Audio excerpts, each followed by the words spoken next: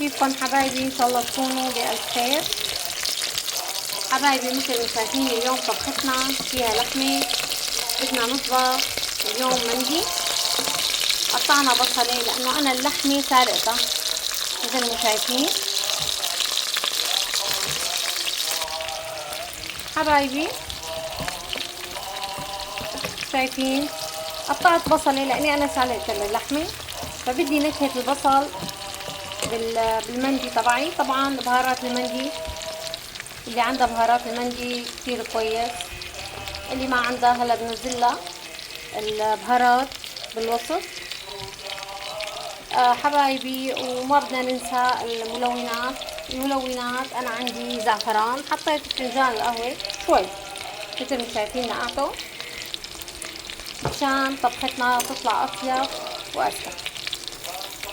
خلوني اقلي اللحم حبايبي وبرجع لكم.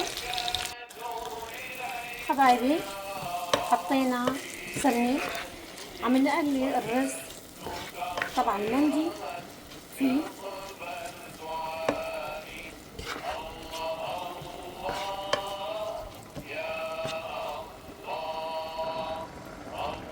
حبايبي مثل ما شايفين حطينا عيار كاسة رز، كاسة مي،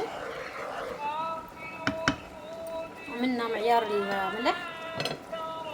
حبايبي هلا بنهدي النار وبنتركها لحتى تتسبك مع بعض، ونرجع لكم بس لحتى تجهز طبختنا. حبايبي مثل ما شايفين طبختنا صارت جاهزة، وعملنا بجنبها سلطة خيار ولبن، حطينا عيران، صحتين وهنا، ورمضان كريم.